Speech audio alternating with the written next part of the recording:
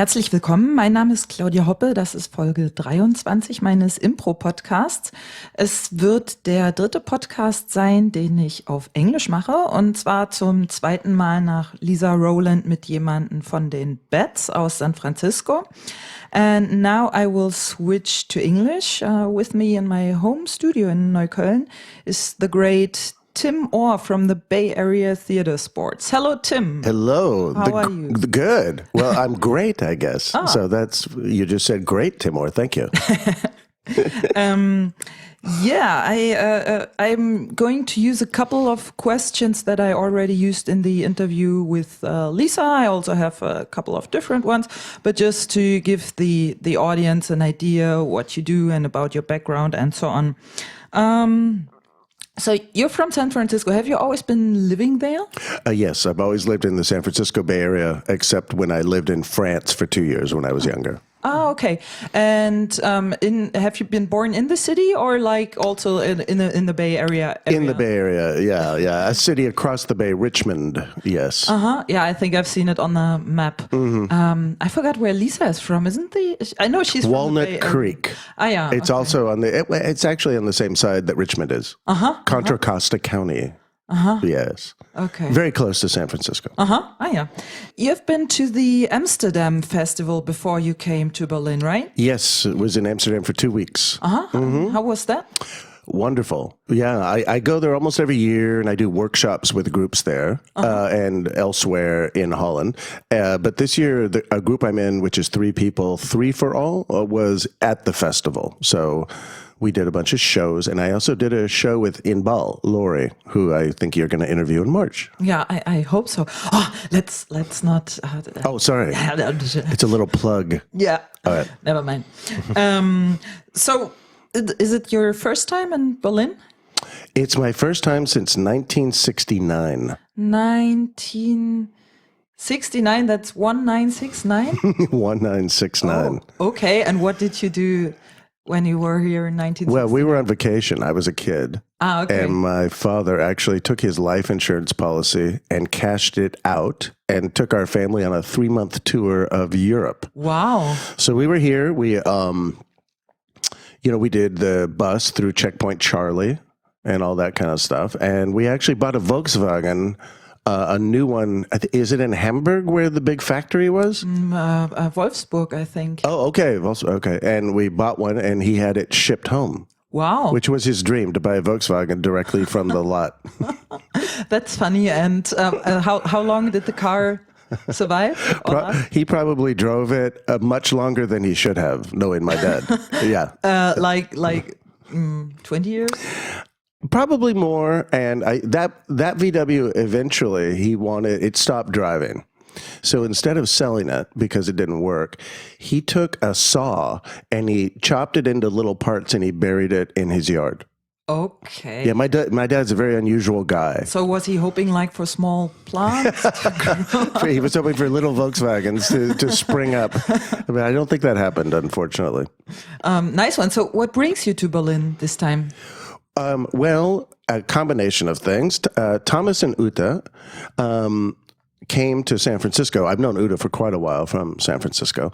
And they came last year and they taught us their Brechtian format to the Bats company, which went really wonderfully, actually. And so they invited me to come here after Amsterdam. And also the Rattenboer asked Inbal to do a show. And then she asked me to do a 2-person show instead of her solo show. We just did the same format for the first time in Amsterdam last week. How do you like Berlin so far? So far, it's great, but I haven't seen very much of it. When did you arrive? Just 2 days ago. Mm-hmm. And so just getting oriented and walking around and just seeing a few things so far. We were just in Alexanderplatz today, and I'm starting to learn the metro system a little bit. So I haven't seen too much yet. But Thomas is an expert guide, which you know, I guess. And so he's going to take us around a little bit. From what you've seen, what do you like best about Berlin so far? Well, so far, for me, coming from San Francisco, the best part is the snow. Really? honestly. Oh, nice. It's got to be. We never get snow. Yeah. So it's terrible if you live in a place where it snows all the time. But if you're from San Francisco, it's very exciting. But I wouldn't call this snow. This is more like, I don't know, snow, mud kind of Yeah, thing. not heavy. Yeah. But yesterday it started to like for an hour it snowed. For us it's a big deal. So we like it. Yeah. Interesting. And have you seen any improv in Berlin already? No, I'm doing some workshops, but I have not seen any shows. You know, I know all about, you know, the Berlin Festival and all this kind of thing, but haven't seen any shows. Okay. And in fact, I won't see any shows this trip that I'm not in. I'm in 4 shows, but I'm not seeing any, unfortunately. Yeah, we can talk about the shows then towards the end. Okay. So coming towards the topic of improvising, when did you start to improvise? 1988. 1988. And where and how? In San Francisco. I was an actor. I was a young actor, and I went to a show along with some friends, an early Bats show. Bats started in 86, and we were amazed at the quality of the acting. They were doing short scene work. We actually didn't start doing long form until the next year, until 1989. But we just loved it. And I immediately fell in love with improv. It was love at first sight. So I signed up for a class the next day. And for a long time, I was an actor and an improviser, but now just an improviser. And how did you hear about this Bats show that you've seen there? How did you hear about I heard from a friend of mine who had already started at Bats. A couple of years earlier, he said, "Hey, you should come see this." And I had no idea what it was because at that time it was called theater sports. So I thought people would be running around and they might be kicking a ball. You know, you really had no idea. But I loved it. I saw some very good improvisers. Rafe Chase, who's in 3-4-0, was in that show. And my wife now, Regina Saizi, who's a wonderful improviser, was in that show. And those two in particular, what they were doing immediately attracted me. Regina was here last year, if I remember correctly, right? For the AIN conference. She and Lisa and Rebecca Paretsky, they did a show. I know. In fact, they did the format that I created in San Francisco that I'm teaching this week. They did Naked Stage. Okay. Yeah, I've seen that show in the Bühnenrausch last. Okay. They did a 1-act. Yeah, we also teach it. I also teach it as a 3-act. Okay. And what made you then stick with the entire improv thing for so long or at all? Yeah, good question. I think, well, you know, what I've discovered as an improviser over now, I'm in my 27th year as an improviser, is that it's one of those things, maybe everything is like this, I don't know. But it's one of those things you can always get better at. You could do it for 100 years, and really you might just be a beginner still because there's so many things you have to do. And the challenge of it to me has always been interesting. It never gets boring, almost never. And also, I think I'm extremely lucky because when I started doing improv, the people who were more experienced there were just deciding to do long-form improv in 1989, which I think is the first time in the world that anybody did one story. I don't know of anybody who did it earlier anyway. And so I immediately fell in with those people. They were good actors, good improvisers, and very excited to do stories. And so I feel like I was in the right place, right time for what I like to do. I feel very lucky. Oh, cool. And you already mentioned it. You were an actor. So what's your educational background? Is it just acting, or have you studied something? Or yes, I had 2 careers for a long time. I actually went through school and graduate school to be a therapist, and I had what kind of psychotherapist? Social welfare therapist to work with maybe poor kids in schools and things. But I never did that because while I was in school, my improv career became more important to me. But I also, for 25 years, I coached and organized wheelchair sports for people with physical disabilities, which is very big in Germany, as you probably know, but people with spinal cord injuries and amputee and things like that. And I did that for 25 years. At the same time, I was an improviser. And in fact, I'm very heavily influenced by the relationship between sports and improv. So do you have something like a favorite improv trainer or teacher? A favorite. Several? Several. Yeah. Rafe was my first teacher, and he was not only a great teacher, but very encouraging to me to be a player right away. So I love his teaching. And Regina Saizi, although I learned from her more as a colleague than a teacher. And I think at this point, with my time, I really have colleagues more than teachers. I would actually love to take more classes, and I wind up not having time to do it. But I love Lisa Rowland, too, to work with her. I learn a lot from her. So everyone, there's a lot of it. For my taste, there's a lot of good teachers at Bats. You mentioned you saw the first Bats show in 1988. How long have you been playing with the Bats as part of the ensemble? Since then, I started and I studied for I immediately loved it. And I think because I came from an acting background, I was pretty good right away. And then the next year I became part of the ensemble in 89. And that ensemble, as you know, probably is a kind of a big one. It's 22 people now, 11 men, 11 women. And it's always been pretty big and always very balanced between men and women. Just a side note, it's the same with our group. So we also have last night balanced. Too. Last night's group too was equal, which I was really happy about. The top. Yeah, actually 4 women, 3 men, which I really like. Yeah, we're a bit different. We have 5 men, 4 women, but one is the musician, so he doesn't count. Musicians don't count. No. They never do. They think they do, but they don't. Yeah. We will count. And once don't cut that out. And once musicians start thinking they count, it's time to get a new musician. And Claudia, don't cut that out because I want all you musicians to know this. Okay, how many shows do you play per week or per month with Bats or in general? It depends because we're 22 people. We're not in every show, but we do 2 shows a week. So I'll do anywhere from 4 to 8 shows per month. And I'm also in 3 for All and also in a group, which is me, Regina, Lisa, and a guy who's terrific, Ben Johnson, a 4-person group, Improv Playhouse of San Francisco. And we also do shows.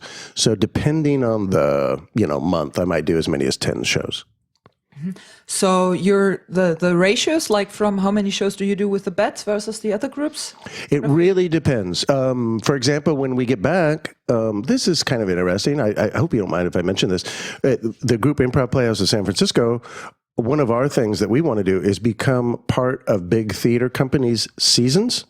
So if they're doing 5 plays, Hamlet, Cat on a Hot Tin Roof, et cetera, that we would be one of those things and we would perform for 3, 4, 5 weeks. And we're doing that when I get back. So when I return right away, we're doing 12 shows as Improv Playhouse of San Francisco at a big theater in the Bay Area. And improvised? Or okay. So improvised shows, but we're part of their season. And which I'm very excited to do. And it's one of my big goals as an improviser is to get this group into big theaters. Is it true? I heard that in San Francisco, you actually pay for the stage you go onto. So when you play a show, you're not earning money with it. You're actually paying on top of it. Is that true? No, not at Bats. There might be some people who teach there who ask students to pay. I think there might be a few groups, and I'm not actually sure about this, but the shows are free and they make some money by asking students to pay, but we never do that. We actually do get paid to do shows. Okay. Yeah. And so the money that you earn with like entrance fees and stuff is enough to cover the rent for your theater. Yeah. Well, you've seen the Bats Theater. It's one of the bigger improv theaters anywhere. It's 200 seats. And now Bats has done a very good job of increasing the number of people who come. So now we're often full. 200 people. So we're making pretty good money. And of course, that money needs to go to the organization. But we also are trying to increase the amount that the players are being paid a little bit all the time. Mm-hmm. Oh, yeah. Okay. Yeah. You already mentioned it. You created a format which is called the Naked Stage. Yes.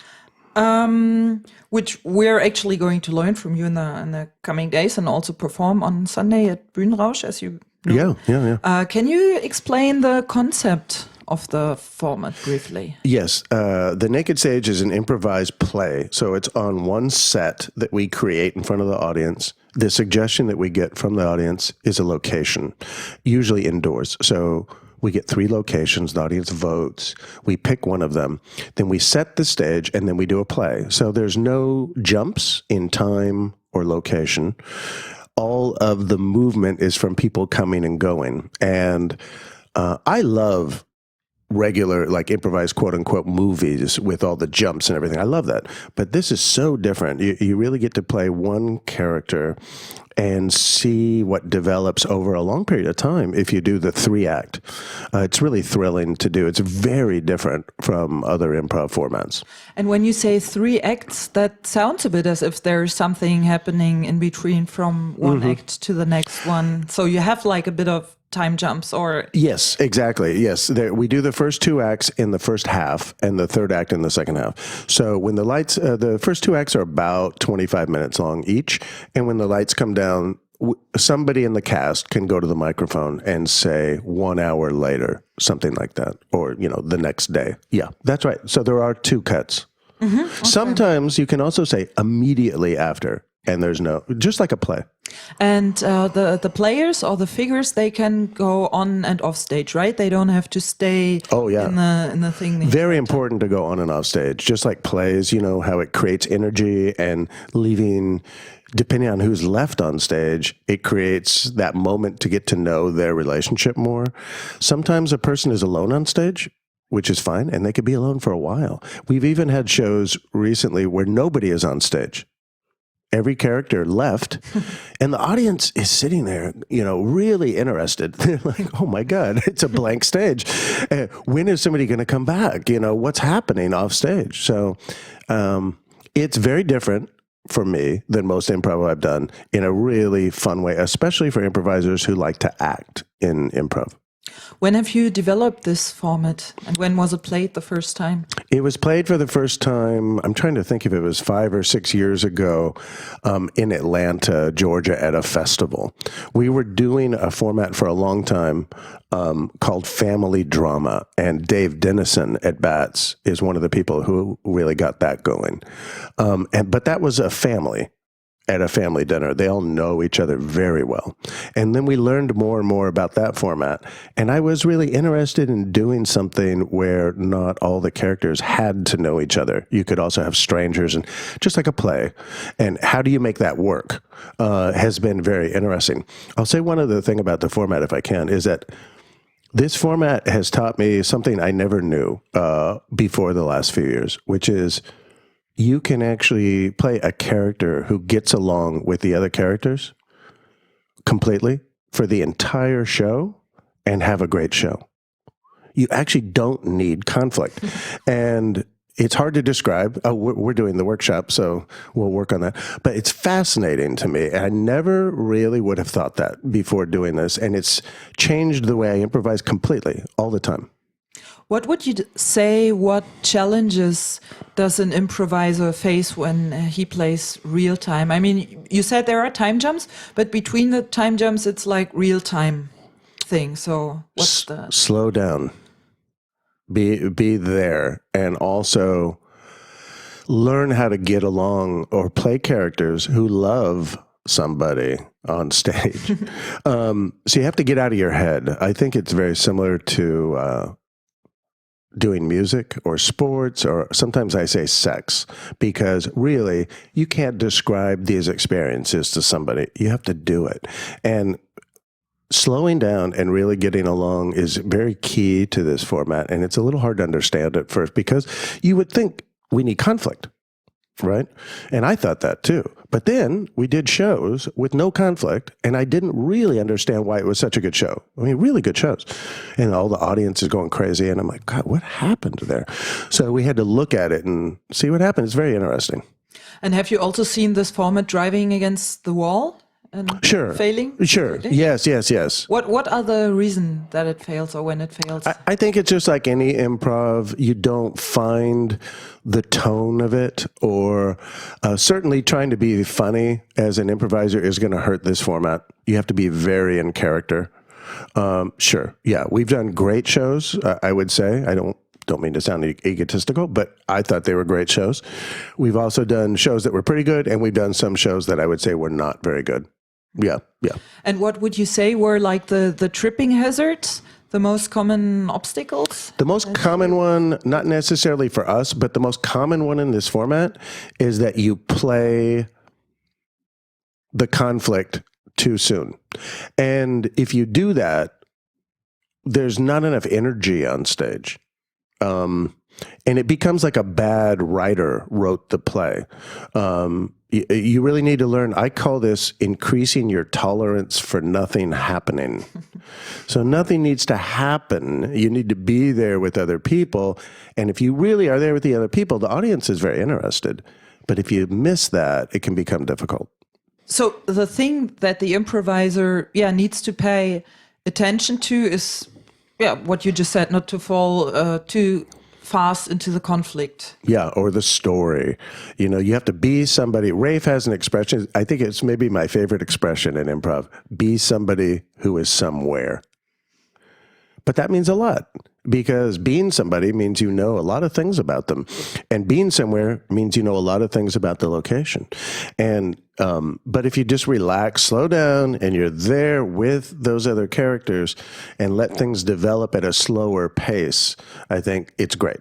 But sometimes it can go faster too. I mean, you know, there's no rule on it. A one act is very different than a three act. And we're going to learn the three act format here this week, but we're going to perform the one act, which is going to make it a little hard. But yeah. So, Tim, why long form and not short form? Oh, I love short form. Oh, my goodness. I want to make sure to say we just had this conversation. That's why I was late, which I apologize for again. But we were having this conversation. I love short form improv. Games are not my favorite thing anymore, but I love open scene work. Very short scenes. The show Inbal and I are doing here is short form. And so I don't prefer long form over short form. I like doing them both. And do you think that long form generally has the same potential to entertain people than short form has? Oh, yeah, absolutely. Absolutely. Because often it has the reputation or the image of being a bit arty, at least here. Yeah. Not in San Francisco, because people who started it there had a lot of experience with games and short form. And when you do that, you have to make it work. You have to make every scene work. So the same is true in a long form. You know, when somebody makes a movie, they don't go, oh, we'll put a shitty scene in here that makes sense. It has to work, whatever that means. And so when you do long form, I'll say this. The students in San Francisco that I teach, if they're beginners, they all love long form and they think it's superior to short form. And I say, well, no, it's not really, but they love it. And they go, I want to do long form only. And I always tell them now, don't do that, because improv is not all about being logical. And if you tell a story that makes sense, it doesn't mean it's a good show. Like you said, it has to be entertaining. It can't be for you. There's an audience there. So I always say, if you're going to do long form right away, okay, but you have to do short form too, because you need to learn how to make scenes work. Just because you're up there talking doesn't mean it's a good scene. So, yes, the long forms that we do, I feel, are just as entertaining as short form, certainly. But I also feel the other way. I feel that the short form can be just as entertaining too, in a little different way, because you don't have that satisfaction of the full story. And what comes to yourself, would you describe yourself to be more on the arty or more on the entertaining side of improv? I would say this. I've been in groups. They're my favorite groups in the world. Not because of me, because I love the people who are in there. I think the shows we do are incredible. I'm very proud of it. I don't mind saying that. That I'm as proud and as happy with the work we do that I've ever seen in improv. And I think part of that is because we are very conscious, this has to be entertaining. You can call it whatever else you want, but people are paying to see a show. You can't put them to sleep. So I wouldn't say I'm either one. I use an expression which is, if you're going to do long form and you're going to do more quote unquote serious improv, how do you add more weight without being heavy? And this is something I think most improvisers want to do. They're like, oh, I want to add more weight to it. And how do you do that? Yeah, good question. A lot of ways. Number one, talk loud enough. A lot of improvisers do not talk loud enough, and they shouldn't be on stage until they talk loud enough. I feel very strongly about this. I think improv schools are sometimes a little bad about this, and they have to get more serious about it. Like, you can't go on stage. The people in the back can't hear you in our theater. Then you can't go on stage. And once you're louder, then you can. So that's number one, that people have to hear you. That is, I think that really has something to do with, call it personal development or whatever.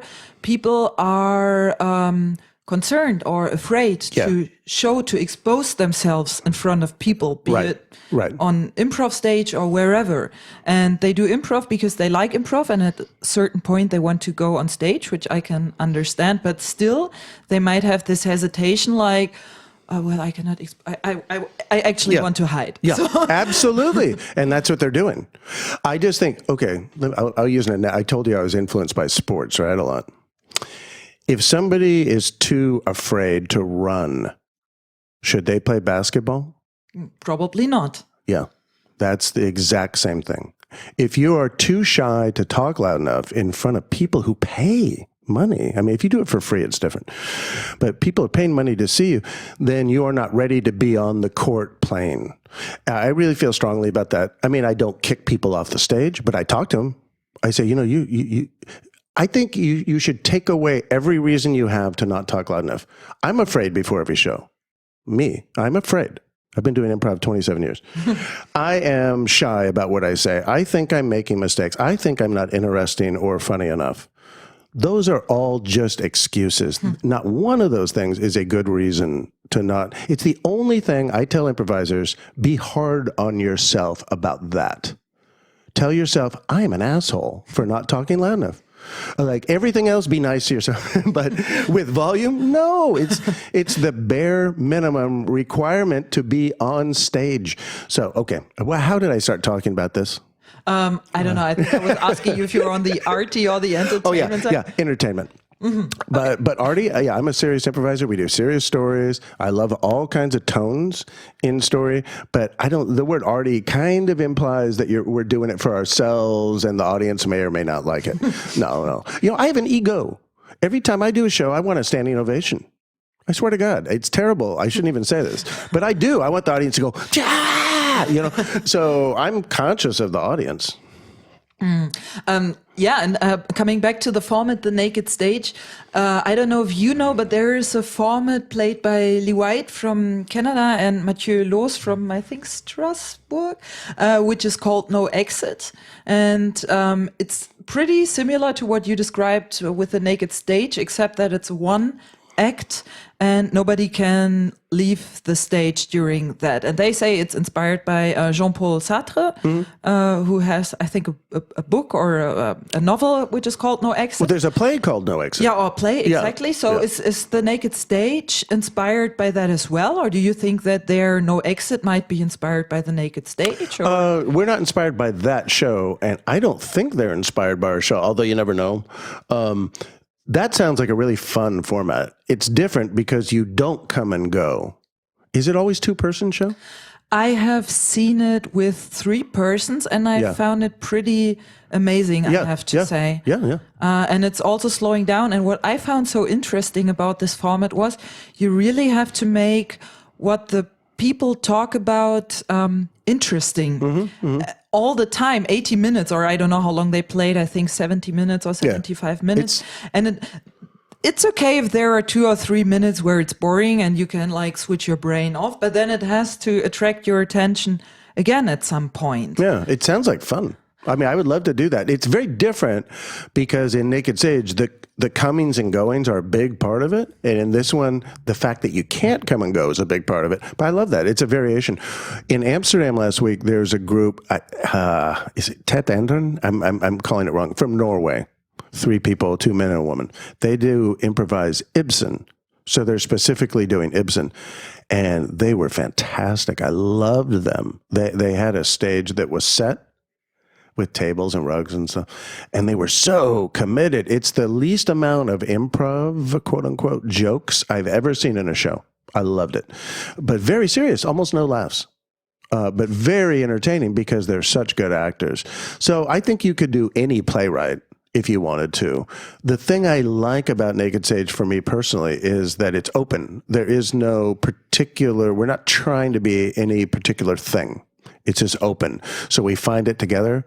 And for some reason, maybe because of Three for All, we always do open movie. We don't know what kind of movie it's going to be, or we do open scene work. My favorite thing to do as an improviser is open work, not genre work. And what I want to add to this no exit topic is the fact that when you see something like that, there are a lot of, I don't know the English word, dogmata or something like this in improv. For example, you should not be talking heads and you should be moving and you should be doing something, which these formats prove you don't have to do. There can be 3 people sitting or 2 people sitting and 1 person wandering around, and they talk all the time and it can be entertaining. So, you know what I mean? I do. I think anytime anybody, including me, says the word should, except about volume, Claudia. So, okay, I'll see you tonight. We'll see if you're loud enough. The word should is almost always wrong. Should you? No. I think if you want to use the word should, say this. You should be able to do it. So do you know how to get into a spaceship and act like you blast it off and get out of it and do a repair on it during a scene? Do you know how to ride a horse? You know, I teach this whole thing about how to do things on stage. It's very important in movies. But if you're just sitting there and talking, yeah, fantastic. Yeah, do it. There's a group called Bassprov from Chicago. It's 2 guys. They actually bring an aluminum fishing boat on stage. They sit in it and they have fishing rods, and they're just 2 guys talking. Great show.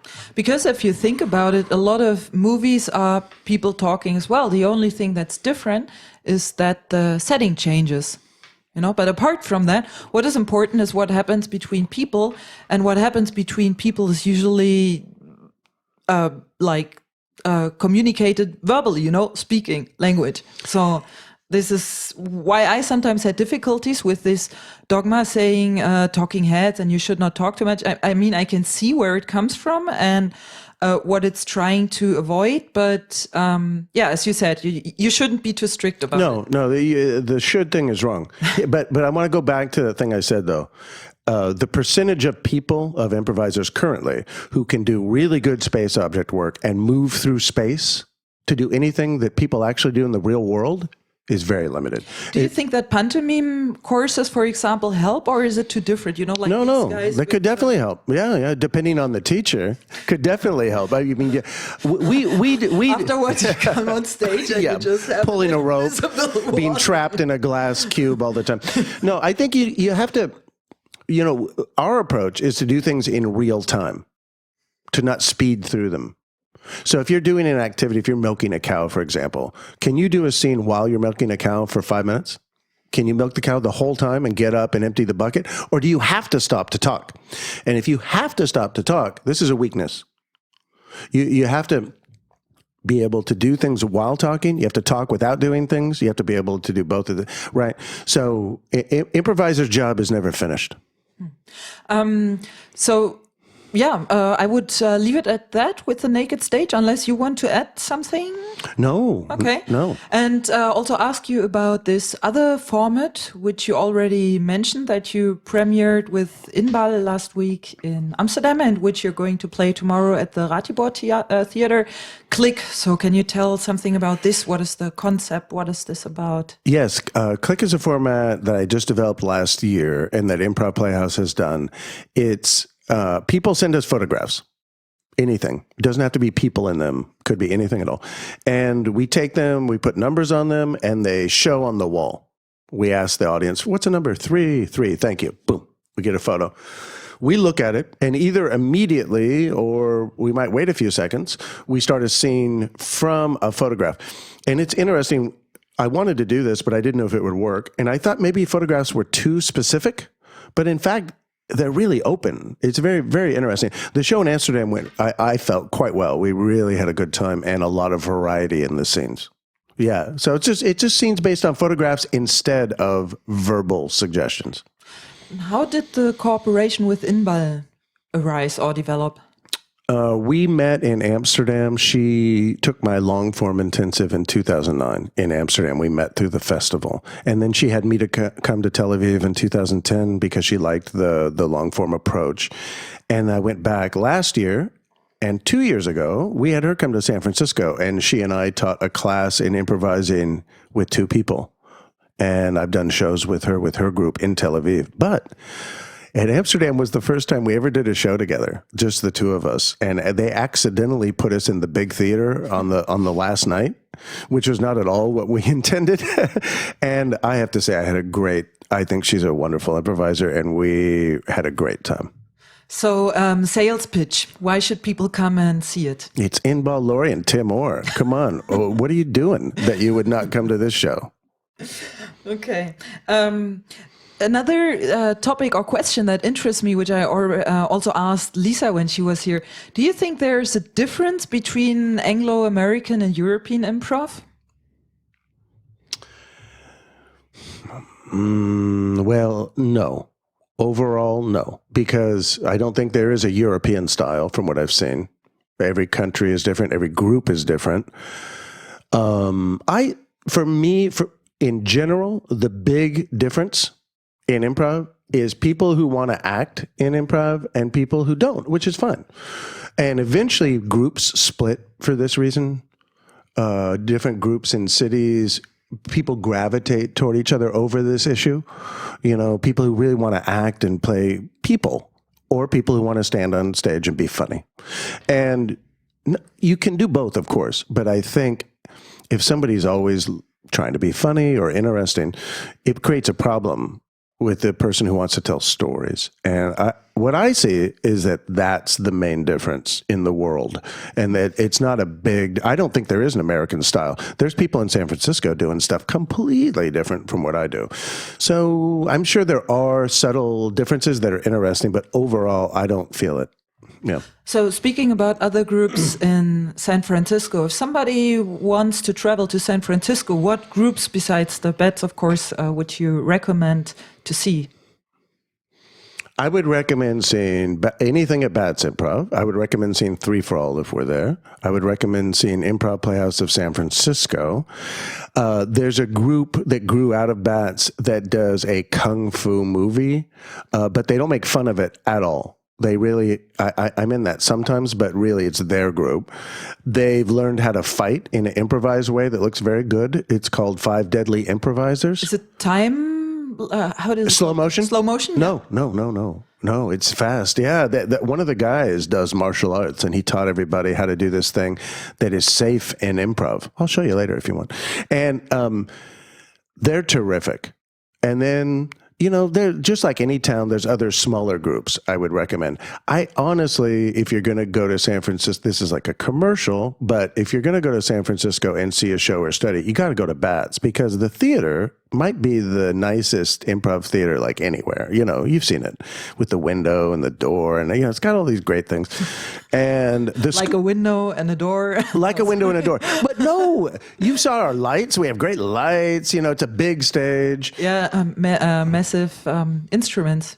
Musical instruments. Yeah. I remember I have a picture on my PC I can show you from the empty stage when we were there. Yeah. It's a special place, and also the location near the Golden Gate Bridge. And also, I think it's the best place to take classes in the Bay Area. I would not recommend another group, not because I don't like them, but because I think Bats is the best. So. Okay. So for how long will you be in Berlin? Just until next Monday, just 1 week.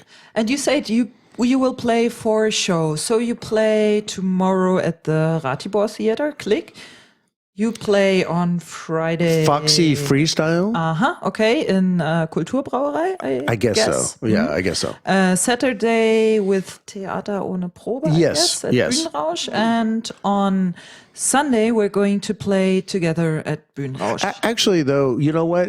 I may not be in that show. There may be too many people, so I might only do 3 shows. So you're watching us then? Or? Yes. Okay, so if I manage to publish this before, then everybody get up and go to the Bühnenrausch or to the Kulturbrauerei. And this is interesting. Are you playing some special format with Foxy on Friday? No, whatever they do. No, I actually don't even know what we're doing. They just invited me to come, so yeah. And are you going to travel through Europe afterwards? No, I'm done traveling through Europe now. We were in Saudi Arabia, which is a topic for another podcast, for 10 days, and then in Amsterdam for 2 weeks, and now here for a week, and then I'm going home. So I may be back in May and September, but for now, this is my final stop. Okay. So, is there anything else you would like to say or tell our audience? I want to thank you for having me here. And I want to say if anybody out there gets a chance to be interviewed by Claudia, she makes a very good coffee. So make sure she makes you a coffee before you interview. Thank you. Oh, finally somebody. You know, the thing is, I had a couple of guests and I always offer them coffee and most of them don't want to have coffee. And there are so few who, I have a coffee. And then it's like... Come on. You only live once. You got to drink coffee. I fully agree. Couldn't have said it better. So, Tim, do you have an own website? Yes. So, well, there's Bats Improv. There's 3 for All, which is the number 3. There's Improv Playhouse of San Francisco, and that's it. There's no Tim Orr. Okay. I will link those URLs to the article when I'm going to publish it so that people can look for it. Thank you. Okay. I thank you, Tim, for being here, for taking the way and the time especially to come here and talk to me. And I switched to German now. So vielen Dank auch an die Zuhörer, dass ihr zugehört habt. Das war Folge 23 meines Impro-Podcasts. Mein Name ist Claudia Hoppe und ich sage Tschüss.